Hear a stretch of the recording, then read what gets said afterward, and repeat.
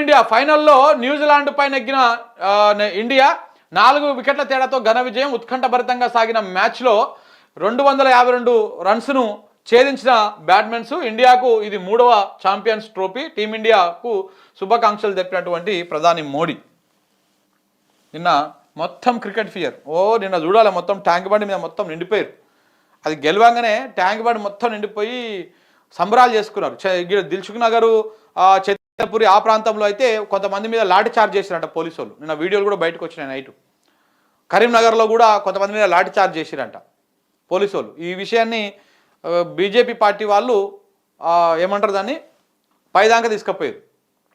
అదే ట్వీట్ వేసేసి అది పెద్ద నేషనల్ చర్చ చేసిరు. సంబరాలు చేసుకున్నటువంటి వాళ్ళ మీద ఇట్లా కాంగ్రెస్ ప్రభుత్వంలో లాఠీ చార్జ్ చేస్తున్నారు అని చెప్పేసి. 16 రోజుల తర్వాత ఒక మృతదేహం దొరికింది. ఎస్ఎల్బీసీ ఘటనలో పురోగతి. టీబీఎం ముందు భాగంలో డెడ్ బాడీ లభ్యం. మృతుడు గుర్ప్రీత్ సింగ్గా గుర్తింపు. రాబిన్స్ కంపెనీలో ఇంజనీర్గా విధులు. పోస్ట్ మార్టం కోసం మృతదేహం తరలింపు. 16 రోజులుగా కొనసాగుతున్న సహాయక చర్యలు. అయితే అతను చేతి కడాన్ని పట్టేసి గుర్తించారంట. అతను ఏమంటారు గుర్ప్రీత్ సింగ్ అని చెప్పేసి. ఇంకా మిగతా ఆ టీబీఎం ముందు భాగంలో అందరు ఉన్నట్టుగా మిగతా 7 కూడా అక్కడే ఉన్నట్టుగా భయంకరమైనటువంటి స్మెల్ వస్తూ ఉందంట ఆ ముందు భాగంలో. అది కూడా తీసేటువంటి కార్యక్రమాలు చేస్తూ ఉన్నారు. ఏది ఏమైనా 16 రోజుల తర్వాత ఒక మృతదేహం దొరికింది. అలాంటికి 17వ రోజు. మరి ఈ 2-3 రోజులలో ఇంకా మిగతా వాళ్ళు కూడా దొరికేటువంటి అవకాశం కనపడతా ఉంది. చనిపోయి ఉంటారు 100%, దాంట్లో ఏం డౌట్ లేదు. ఇట్లా మృతదేహం దొరికిందని చెప్పంగా వెంటనే ప్రభుత్వం కూడా ప్రకటించేసింది 25 లక్షలు ఆ కుటుంబానికి ఇస్తున్నాము అని చెప్పేసి. ఇట్లా దొరికినట్టే పరిహారం ప్రకటించేటువంటి అవకాశం కూడా ఉన్నది. ప్రణయ్ హత్య కేసులో నేడు తుది తీర్పు ఉన్నది. ప్రణయ్ హత్య కేసులో ఇవాళ పరువు హత్య జరిగింది కదా మిర్యాలగూడలో మారుతీరావు, ఎంత పెద్ద ఇష్యూ నడిచింది కదా, దాంట్లో ఇవాళ ఫైనల్ తీర్పు ఉన్నది. అయితే ఇందులో ఒక విచారం ఏంటంటే ఆయన ఎవరైతే నిందితుడిగా ఉన్నాడో, ఎవరైతే A1గా ఉన్నారో ఆయన కూడా ఆత్మహత్య చేసుకొని చనిపోయిండు. ప్రణయ్ని హత్య చేసినటువంటి కేసులో A1గా ఉన్నటువంటి మారుతిరావు ఆత్మహత్య చేసుకున్నాడు.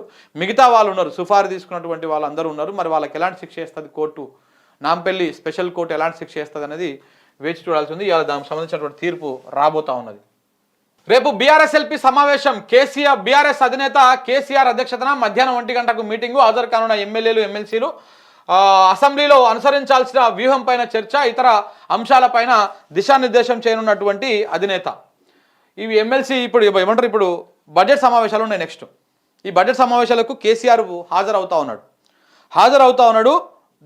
దాంట్లో భాగంగా ఇటు మండలిలో ఇటు అసెంబ్లీలో ఎలా వ్యూహాన్ని అనుసరించాలి, ఏ రకంగా అనుసరించాలి, అందరితోటి ఎమ్మెల్యేలతోటి ఎమ్మెల్సీలతోటి మాట్లాడేటువంటి అవకాశం కనపడతా ఉంది. రేపే ఆ మీటింగ్ ఉన్నది. రేపు మరి అయిపోయిన తర్వాత మళ్ళీ ఏమైనా మీడియాకు బ్రీఫింగ్ ఇస్తారా లేకపోతే ఏమి ఇయ్యారు అనేది చూడాలి. 15 నెలల పాలన, 15 ఏళ్ల కరువు. ఏది కాంగ్రెస్ పాలన మీద. ప్రభుత్వం పైన మాజీ మంత్రి జగదీష్ రెడ్డి ఫైరు. నీళ్ల చుక్క రాక ఎండుతున్న పంటలు. కాంగ్రెస్ పాలనలో రైతులు 10 ఏళ్లు వెనక్కిపోయారు. కేసీఆర్ హయాంలో పుష్కరంగా నీళ్లున్నాయి. 2 పంటలు పండించిన రైతులు అప్పులు తీర్చి పిల్లలను చదివించారు. కేసీఆర్ది చెరిగిపోని చరిత్ర.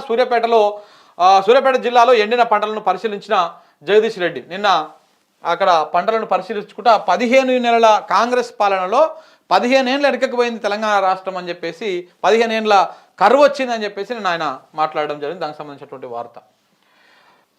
దేవా నీళ్లు రావా, దేవాదుల ఆయకట్టులో ఎండుతున్న పంటలు, ప్రాజెక్టు పంపింగ్ వ్యవస్థ అస్తం, నిర్వహణ సంస్థకు బిల్లులు పెండింగు, గైర్హాజరు రూపంలో కార్మికుల నిరసన, వారం రోజులుగా ఆగి పంపింగు, ఆయకట్టు పైన అధికారుల కాకి లెక్కలు, మూసుకుపోయిన పిల్ల కాలువ, సాగునీరు అద్దక ఎండుతున్నటువంటి పంటలు. చూడండి, పిల్ల కాలువ మొత్తం మూసుకుపోయింది, కనీసం దాన్ని క్లీన్ చేయలేదు.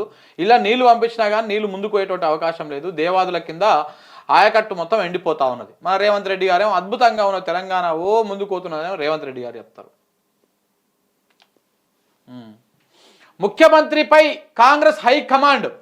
రేవంత్ ఖేల్ ఖతం. ఢిల్లీలోకి తెలంగాణ కాంగ్రెస్ వ్యవహారాలు చెల్లుబాటు గాని సీఎం మాట. రంగంలోకి అధిష్టానం. శాసన మండలి అభ్యర్థుల ఎంపికలో తమదైన ముద్ర. వేం నరేందర్ రెడ్డి కోసము తీవ్రంగా రేవంత్ రెడ్డి విశ్వ ప్రయత్నాలు చేసిండు, విఫలమైండు. ఢిల్లీకి రావద్దని చెప్పి మరి పార్టీ హైకమాండ్ నిర్ణయం. 15 నెలలుగా సీఎంను కలవని విజయశాంతికి టికెట్. అద్దంకి దయాకర్, శంకర్ నాయక్ అభ్యర్థిత్వాలు ఖరారు. ప్రకటించిన 3 ఎమ్మెల్సీ అభ్యర్థుల్లో రేవంత్ మనిషి ఒక్కరు కూడా లేరు. అందరూ అనుకుంటారు మన అద్దంకి దయాకర్ అన్న రేవంత్ మనిషి అని అందరూ అనుకుంటున్నారు. కానీ ఆయన అది 100% అబద్ధం. అద్దంకి దయాకర్ రేవంత్ మనిషి కాదు. అద్దంకి దయాకర్ కాంగ్రెస్ అధిష్టానం మనిషి. నల్గొండ జిల్లాలో అద్దంకి దయాకర్ అందరూ వ్యతిరేకిస్తారు. కోమటిరెడ్డి వెంకరెడ్డికి అద్దంకి దయాకర్ నచ్చాడు. ఎందుకంటే ఆయన పైకి ఉంచుకున్నాడుకో, రేపు ఎమ్మెల్సీ అయ్యిండు, రేపు ఇంకా గట్టిగా మాట్లాడితే ఆయన మంత్రి పదవి కూడా అర్హుడే. సో కాబట్టి ఆయన పైకి రావడం ఎవరికి ఇష్టం లేదు ఈ నల్గొండ జిల్లాలో ఉన్నటువంటి సోకాల్డ్ రెడ్డి కాంగ్రెస్ నాయకులకి. ఉత్తమ్ కుమార్ రెడ్డి, మిగతా రెడ్లే. సో కాబట్టి ఆయనకు ఎమ్మెల్సీ ఇవ్వడం ఎవరికి ఇష్టం లేదు. ఆయన ఫక్తు కాంగ్రెస్ అధిష్టానం మనిషి, రేవంత్ రెడ్డి మనిషి కాదు.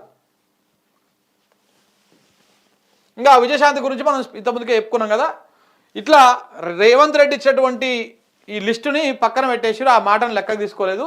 పైకి వెళ్ళి నువ్వు రావద్దు ఢిల్లీకి అని కూడా ఫోన్ చేసి చెప్పారు. మరి నువ్వు ఢిల్లీకి రావాల్సిన అవసరం లేదు, ఏమంటే మేము చెప్తామని చెప్పి.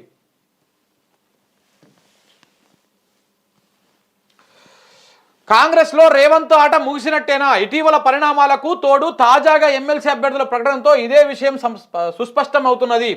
ఆయన సహచరుడు వేం నరేందర్ రెడ్డికి టికెట్ ఇప్పించుకునేందుకు చేసిన విశ్వ ప్రయత్నాలు ఫలించకపోగా ప్రకటించిన 3 అభ్యర్థుల్లో రేవంత్ రెడ్డి మనిషి ఒక్కరు కూడా లేకపోవడం గమనార్హం.